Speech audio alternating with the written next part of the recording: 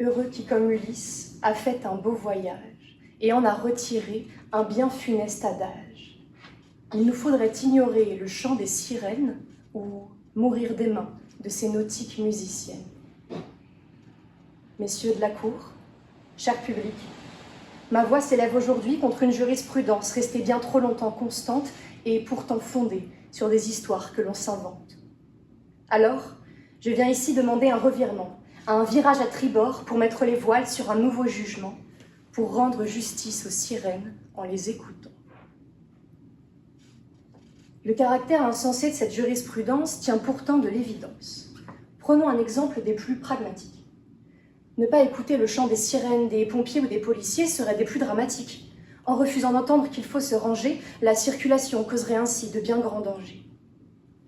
Ensuite, je pourrais prendre l'exemple d'Ariel, la mythique, elle qui chantait sous l'océan avec tous ses amis aquatiques. Dites-moi donc où est le mal d'écouter leur musique.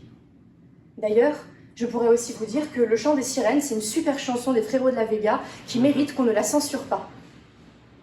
Enfin, je pourrais vous rappeler qu'à une époque où la culture souffre de coupes budgétaires, il serait bien impoli et délétère de refuser d'écouter un chant au seul motif qu'il nous vient d'une créature de la mer.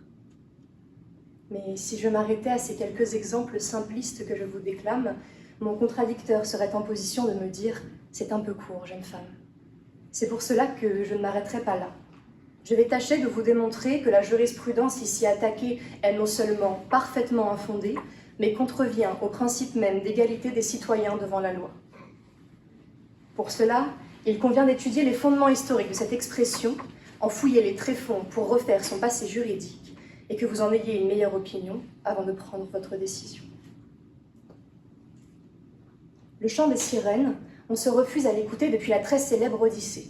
Il s'agissait pour Ulysse de la 12e étape de son épopée. Avant qu'il ne prenne une nouvelle île pour direction, Circé lui a fourni certaines indications sur ce qui l'attendait niveau navigation. Elle lui évoque les sirènes et le moyen de se prémunir de leur fameuse rengaine, capable de mener à sa perte le plus grand des capitaines. Grâce à ses conseils, l'équipage d'Ulysse évite les sirènes et leurs chants sans pareil à l'aide de cires placées dans les oreilles. Mais Ulysse, lui, souhaitant écouter, a préféré, quant à lui, au mât s'attacher. Et ainsi, il ne s'est absolument rien passé. Voilà un rappel des faits, mais aussi le semblant de base juridique de la jurisprudence dont je fais aujourd'hui la critique, ainsi que le seul véritable fondement de mon contradicteur pour ses arguments. Somme toute, il s'agit d'une histoire de magicienne et de marin, vieille de 29 siècles, digne d'un conte de fées, et écrite par un homme atteint de cécité, qui aurait donc très bien pu prendre une sirène pour une baleine. Et pour autant, la conclusion qui en est tirée est qu'il ne faut pas écouter les sirènes chanter. Seigneur, on dirait un commentaire d'arrêt fait par un L2. La morale, la portée, tout le monde est complètement passé à côté. Et à cause de cela, les sirènes sont depuis lors ignorées. Alors qu'il s'agissait simplement de comprendre qu'il faut les écouter tout en ayant la force de ne pas leur céder. Le problème pour les marins, ce n'est pas tant qu'ils écoutent le chant des sirènes, c'est qu'ensuite ils veulent absolument leur sauter dessus. Alors tu parles que dans les abîmes, elles les entraînent. Ulysse n'aurait pas dû boucher les oreilles de son personnel. Ainsi, il aurait pu les tester, et franchement, tant pis s'ils avaient été entraînés. Moi, j'appelle ça la sélection naturelle. Alors, au lieu de laisser l'histoire faire passer les femmes pour de terribles gorgones, je vous prie de bien comprendre que le chant des sirènes ne fait que révéler toute la faiblesse des hommes. Et pour autant, les marins ne sont pas fichus de se remettre en question et préfèrent tout remettre sur les chants de la femme poisson. Oh, puis sans rire, Ulysse s'est coltiné toute l'Odyssée. On parle quand même de 11 épreuves et d'autant de dangers. Il a massacré un village, crevé l'œil d'un cyclope, s'est fait courser par des géants, a survécu à la foudre, a failli se faire transformer en cochon. Mais par contre, pour résister à 3 chansons, ah bah là, il a dû s'attacher à un mât. Vous comprenez bien que le fait que cela soit un risque pour l'homme n'est en aucun cas normal. Qu'en écoutant quelques notes que l'on entonne, il ne puisse réfréner son instinct bestial. Et c'est pour cela que je vous demande aujourd'hui de simplement écouter ces chants. Y céder, agresser une sirène et mourir n'ont jamais fait partie du plan. Et puis sérieusement, c'est vu et revu de faire passer la femme pour un être maléfique qu'il ne faut ni écouter ni approcher, toujours représentée comme tentatrice, dangereuse, érotique. Tenez, Sirènes sorcières, même combat, même calvaire. Les sorcières brûlées car elles ont osé soigner, et les sirènes ignorées car elles ont osé chanter. Mais la spécificité de la sirène mérite d'être soulignée.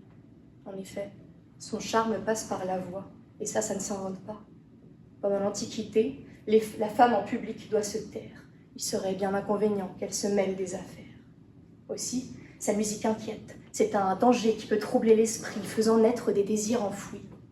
Alors, les sirènes bravent ainsi deux interdits par leur seul rôle, la musique et la parole. Ne pouvant les empêcher de chanter, on voudrait donc désormais interdire de les écouter. En voilà une belle idée. Dire aujourd'hui qu'il ne faut pas écouter les sirènes chanter nous ramène à l'époque où on ne voulait pas entendre une femme plaider. Et mon sang, quelle est la crainte que vous inspirent ces chants pour que vous alliez jusqu'à vouloir les ignorer? Leurs mots sont-ils si terrifiants que vous vouliez les censurer? Le pouvoir de la femme est-il supposé si puissant que vous ayez peur de vous faire entraîner? Finalement, il n'est pas tant question de sirènes et de chants, mais plutôt de mots. Les mots de toutes celles qui osent parler et de leur effet déroutant. Ulysse aurait dit que le chant des sirènes lui ont brisé le cœur, que leur vérité n'engendrait que douleur. Ainsi, leur rejet serait motivé par la peur.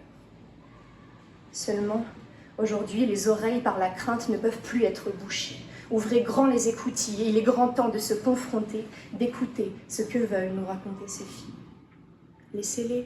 Laissez-les nous raconter la pollution des fonds marins, laissez-les nous raconter tout ce que leur font les marins. Ces sirènes et leurs complaintes se manifestent aujourd'hui chez les femmes et leurs plaintes, et à nouveau trop peu d'attention leur est prêtée.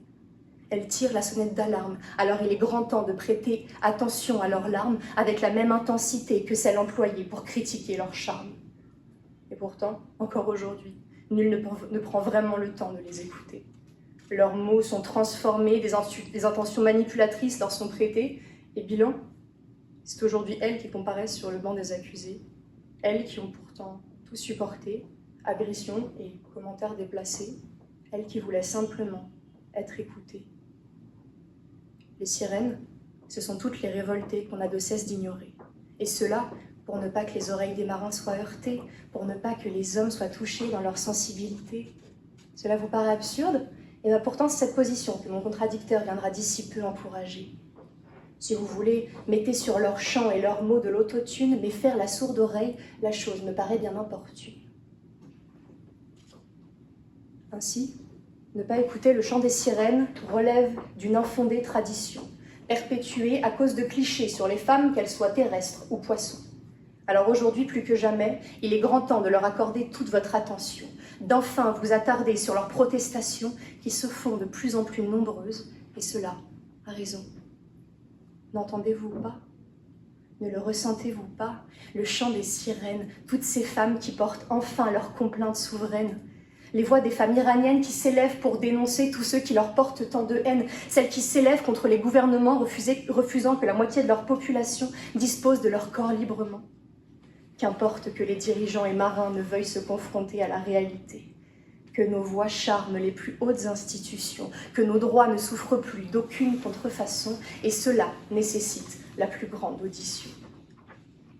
Si je dis nous, si je dis on, c'est que, selon une étrange définition, une sirène serait aussi une personne qui, par un discours habile, charme, séduit ou endoctrine quelqu'un.